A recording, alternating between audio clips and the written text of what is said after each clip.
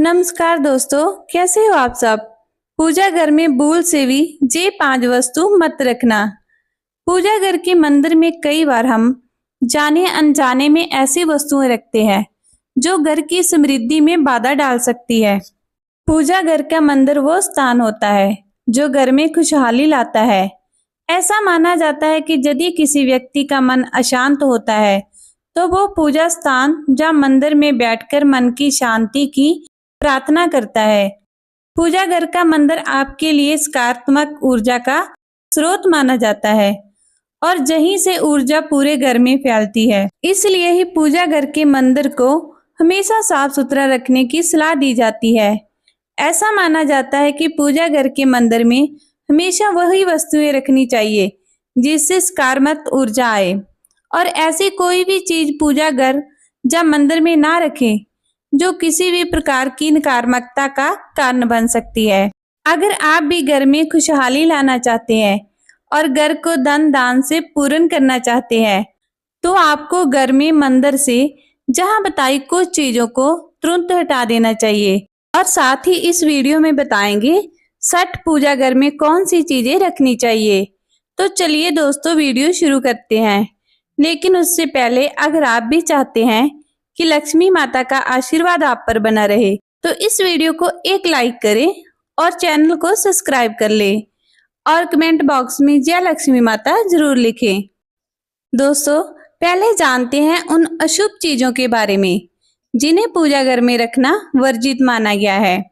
Number 1, पूजा घर में कभी भी टूटी या खंडित मूर्तियां और खराब हो चुकी तस्वीरों को भूल कर भी नहीं रखना चाहिए। मानता है कि ऐसी मूर्ति और तस्वीरों से पूजा का शुभ फल भी नहीं मिलता है और नकारात्मक ऊर्जा का वास होता है। कई बार जाने अनजाने टूटी मूर्तियों को छोड़ देते हैं जिसका अशुभ प्रभाव घर के सदस्यों पर पड़ता है। इस तरह की खंडित मूर्तियां और तस्वीरें घर में अनिष्ट का कारण बनती है। परंपरा के अनुसार खंडित मूर्ति और तस्वीरों को बहती नदी में प्रवाहित कर देना चाहिए। इसके अलावा वास्तु के अनुसार पूजा घर में कभी भी एक ही देवी देवता की अधिक मूर्ति नहीं रखनी चाहिए। वास्तु में इसे अशुभ माना गया है। इसके अलावा यदि आप अपने घर में सुख समृद्धि बनाए रखना चाहते हैं तो आपके लिए ये जरूरी है कि आपके घर के मंदिर से तुरंत ही भगवान के रुद्र रूप की कोई भी मूर्ति या तस्वीर को हटा दें। ऐसा माना जाता है कि कोई भी ऐसी तस्वीर जो गुस्से में दिखाई देती है वो घर में होने वाले कलह क्लेश का कारण बन सकती है। मुख्य रूप से हनुमान जी के रुद्र अवतार की तस्वीर और भगवान शिव के नटराज रूप की मूर्ति घर के मंदिर से तुरंत हटा दें।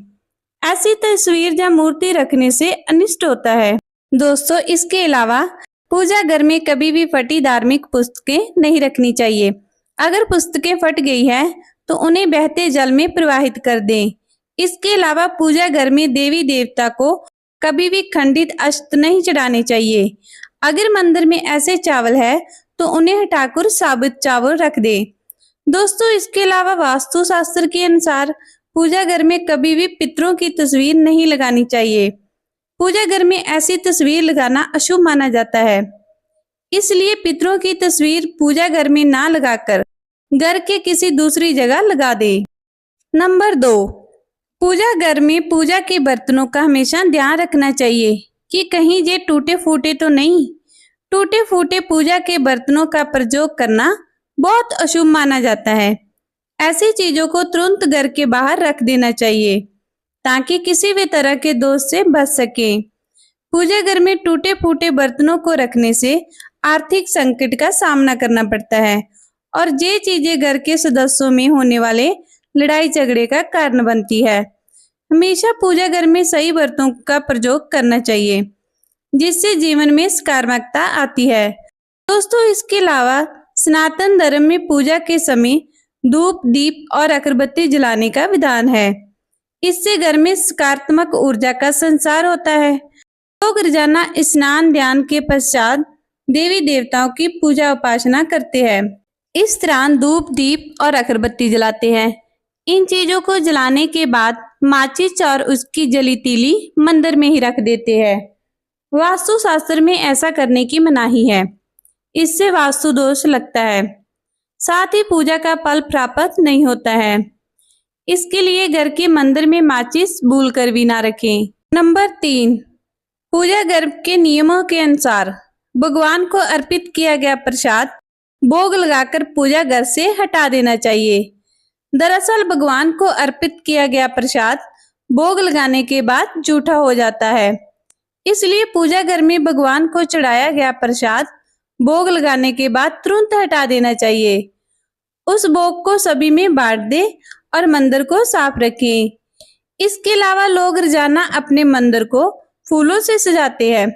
ये अच्छी बात है कि भगवान की पूजा में फूल जरूरी माने जाते हैं, लेकिन देखने में आता है कि कुछ लोग पूजा में चढ़े हुए फूल भी मंदिर के किसी कोने में रखते जाते हैं।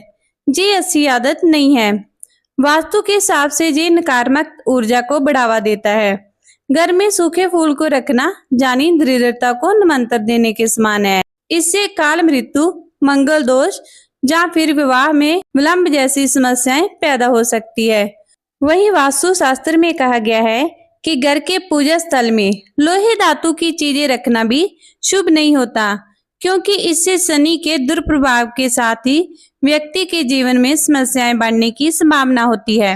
नंबर 4, अगर आपके पूजा घर में भगवान के वस्त्र फटे हुए हैं या फिर पूजा के आसन फटा हुआ है तो उसको भी तुरंत हटा देना चाहिए।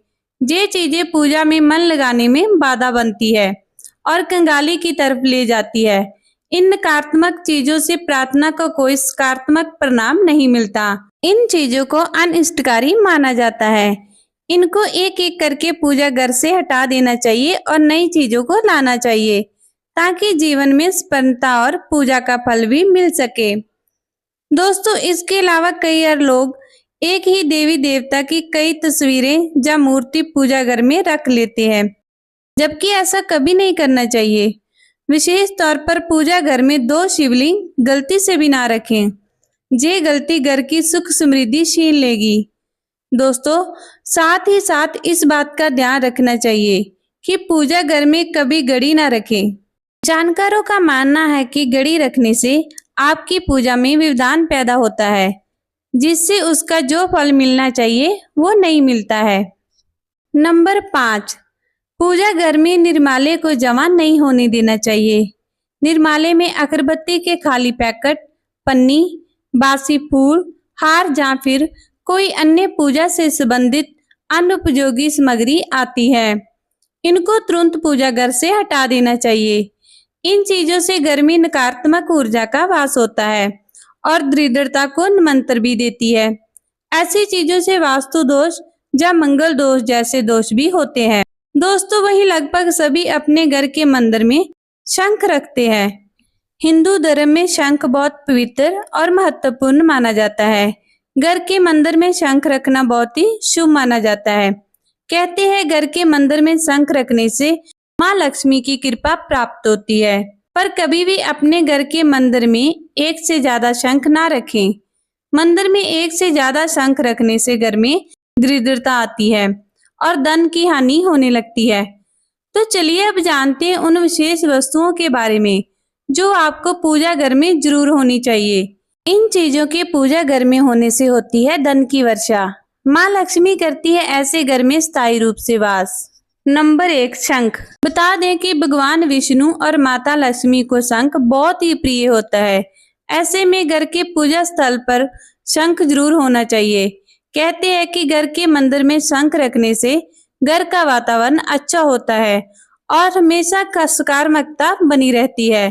साथ ही नियमित तौर पर भगवान की पूजा के दौरान शंख की पूजा और इसे बजाना बहुत शुभ होता है। शंख की धुनी से घर में सुख शांति बनी रहती है और भगवान विष्णु और माँ लक्ष्मी का आशीर्वाद हमेशा बना रहता है।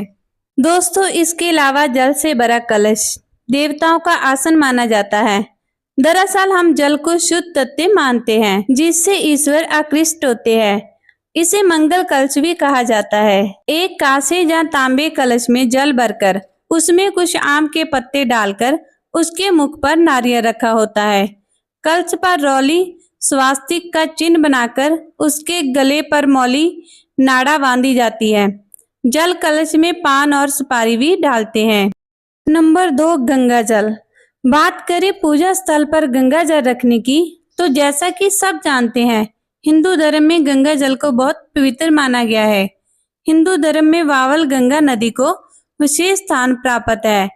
मां गंगा को जीवनदायिनी और प्राणदायिनी माना जाता है, इसलिए गंगा जल का खास महत्व है। ऐसी मानता है कि घर में गंगा जल का छिड़काव करने से पूरा घर पवित्र हो जाता है। इसलिए घर में पूजा पाठ या कोई भी शुभ कार्य करना हो तो गंगा जल का इस्तेमाल किया जाता है। गंगा जल कभी भी खराब नहीं होता है। ऐसे में अपने पूजा घर में गंगा जल अवश्य रखना चाहिए। साथ ही हर रोज पूजा के दौरान गंगा जल का प्रयोग भी करना चाहिए। मानता है कि घर में गंगा जल रखने से माँ लक्ष्मी प्रसन्न होती है और घर में कभी धन दान की कमी नहीं रहती है। लेकिन इस बात का ध्यान रखें कि घर के मंदिर में किसी चांदी या पीतल के बर्तन में गंगा जल रखें। नंबर 3, घंटी। शास्त्रों के अनुसार घर के मंदिर में पूजा घंटी जरूर होनी चाहिए। कई लोग घर के मंदिर में घंटी लगवाते हैं तो कई लोग हाथ में पकड़ने वाली छोटी घंटी रखते हैं। इसलिए स्थान चाहे जैसा भी हो, मंदिर में घंटी जरूर होनी चाहिए। इससे घर का वातावरण अच्छा होता है और नकारात्मकता दूर होती है। इसके अलावा हिंदू धर्म में स्वास्तिक के निशान को बहुत ही शुभ माना गया है। ये घर के मुख्य द्वार पर तो होना ही चाहिए और इसके साथ ही घर के मंदिर में से जरूर बनाना चाहिए। आप इसे पूजा की थाली में भी बना सकते हैं। इससे माता लक्ष्मी का आशीर्वाद मिलता है। नंबर 4, मोर पंख। पंख वास्तुशास्त्र के अनुसार घर में मोर पंख को रखने से नकारात्मक ऊर्जा को दूर रखने में मदद मिलती है। वहीं मोर पंख भगवान श्री कृष्ण को बहुत ही प्रिय होता है। पूजा स्थल पर मोर पंख रखने से घर में हमेशा सकारात्मक ऊर्जा का वास होता है। साथ ही भगवान की विशेष कृपा प्राप्त होती है। मानता है कि जिस घर में मोर पंख होता है वहां पर कभी भी नेगेटिव ऊर्जा का प्रवेश नहीं होता है। इस कारण से हमेशा पूजा स्थल पर मोर पंख अवश्य रखना चाहिए। दोस्तों, इसके अलावा गौ माता को सनातन धर्म में देवी का स्थान दिया गया है।